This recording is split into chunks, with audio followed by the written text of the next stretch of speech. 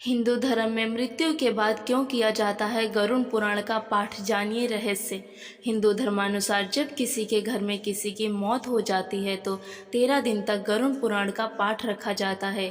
शास्त्रों के अनुसार कोई आत्मा तत्काल ही दूसरा जन्म धारण कर लेती है।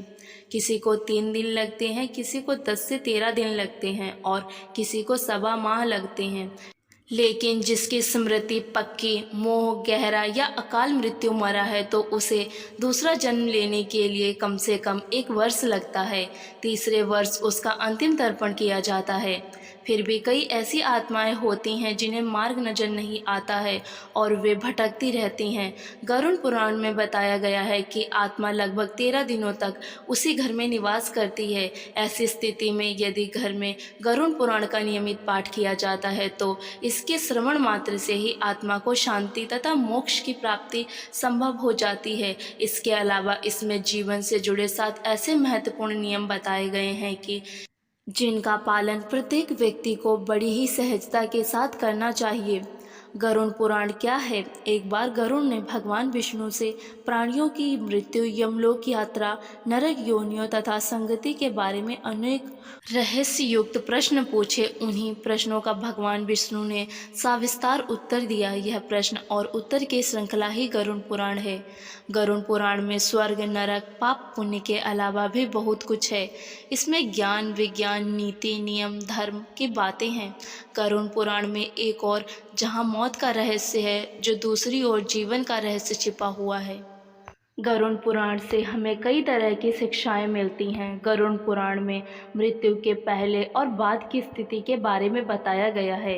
यह पुराण भगवान विष्णु की भक्ति और उनके ज्ञान पर आधारित है। प्रत्येक व्यक्ति को यह पुराण पढ़ना चाहिए। गरुड़ पुराण हिंदू धर्म के प्रसिद्ध धार्मिक ग्रंथों में से एक है। 18 पुराणों में से इसे एक माना जाता है।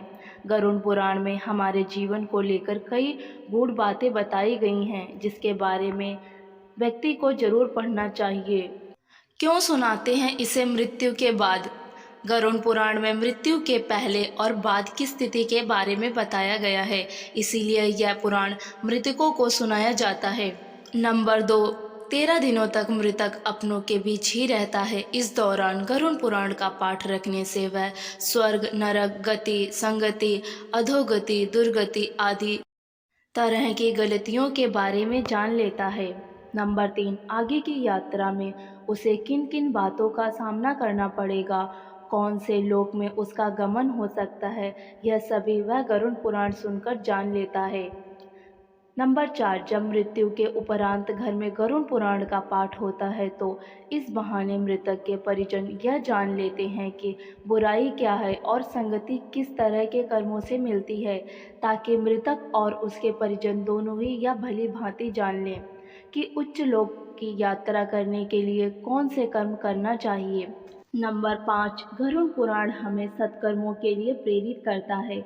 सत्कर्म और सुमति से ही संगति और मुक्ति मिलती है। नंबर 6, गरुड़ पुराण में व्यक्ति के कर्मों के आधार पर दंड स्वरूप मिलने वाले विभिन्न नरकों के बारे में बताया गया है। गरुड़ पुराण के अनुसार कौन सी चीज़ें व्यक्ति को संगति की ओर ले जाती हैं और इस बात का उत्तर भगवान विष्णु ने दिया है। नंबर 7, गरुड़ पुराण में हमारे जीवन को लेकर कई गूढ़ बातें बताई गई हैं, जिनके बारे में व्यक्ति को जरूरी जानना चाहिए। आत्मज्ञान का विवेचन ही गरुड़ पुराण का मुख्य विषय है। गरुड़ पुराण के 19,000 श्लोकों में से 7,000 श्लोक गरुड़ पुराण में ज्ञान, धर्म, नीति, रहस्य, व्यवहारिक जीवन, आत्म, स्वर्ग, नरक और अन्य लोकों का वर्णन मिलता है। नंबर 8, इसमें भक्ति, ज्ञान, वैराग्य, सदाचार, निष्काम कर्म की महिमा के साथ यज्ञ, दान, ताप, तीर्थ आदि शुभ कर्मों का सर्वसाधारण को प्रवृत्त करने के लिए अनेक लौकिक और परलौकिक फलों का वर्णन किया गया है। यह सभी बातें मृतक और उसके परिजन जानकर अपने जीवन को सुंदर बना सकती हैं। नंबर 9, इसके अतिरिक्त इसमें आयुर्वेद, नीति सार आदि विषयों के वर्णन के साथ मृत जीव के अंतिम समय में किए जाने वाले कृत्यों का विस्तार से निरूपण किया गया है। नंबर 10 कहते हैं कि गरुड़ पुराण का पाठ सुनने से ही मृतक आत्मा को शांति प्राप्त होती है और उसे मुक्ति का मार्ग पता चल जाता है और वह अपने सारे संताप को भूलकर प्रभु मार्ग पर चलकर संगति प्राप्त कर या तो पितरलोक में चला जाता है या पुनः मनुष्य योनि में जन्म लेता है। उसे प्रेत बनकर भटकना नहीं पड़ता है। नरक गरुड़ पुराण में 84 लाख नरक का वर्णन बताया गया है और इनमें से 16 नरक को घोर नरक बताया गया है।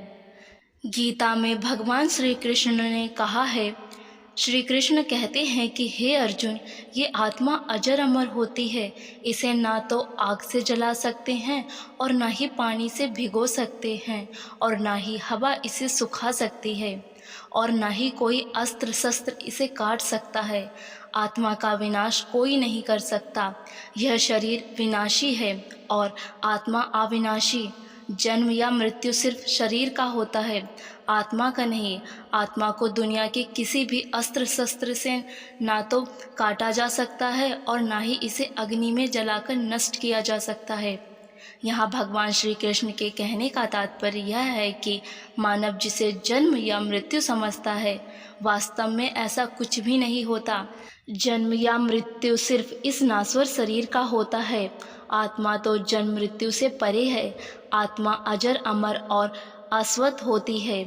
गरुड़ पुराण के अनुसार यमदूत मृतक को वैतरणी नदी पार करवाते हैं, रास्ते में यातनाएं देते जाते हैं, फिर नरक में उन्हें उनके कर्मानुसार सजाएं दी जाती हैं या फिर चित्रगुप्त उनके अच्छे कर्मों के अनुसार स्वर्ग भेज देते हैं। इस्लाम में इसे जन्नत और दोज़ख कहा जाता है। अंग्रेज इसे हेल और हेवन कहते हैं। प्रश्न उठता है कि जब मृत्यु के पश्चात शरीर को जला दिया जाता है तो या दबा दिया जाता है या इनका किसी अस्पताल में देह दान हो जाता है तो उसे नरक में गर्म तेल में तला कैसे जाता है, बेहोश होने तक पीटा कैसे जाता है, आग में जलाया कैसे जाता है, शारीरिक यातनाएं कष्ट कैसे दिए जाते हैं। स्वर्ग नरक पर आधारित काफ़ी समय पहले बड़े बड़े कैलेंडर करनी भरनी के नाम से आते थे, जिसमें नरक की यातनाओं का बखूबी चित्रांकन किया जाता था। यहाँ गरुड़ पुराण तथा गीता में परस्पर विरोधाभास है। क्या सचमुच स्वर्ग या नरक है या कपोल कल्पना? विज्ञान सारा यूनिवर्स खोज चुका है, कहीं कुछ नहीं मिला। वास्तव में हमारे ग्रंथों में यह सब कुछ समाज को सही रास्ते पर चलने के लिए नरक आदि का भय दिखाकर समझाने का प्रयास किया जाता है ताकि हम अच्छे कर्म करें।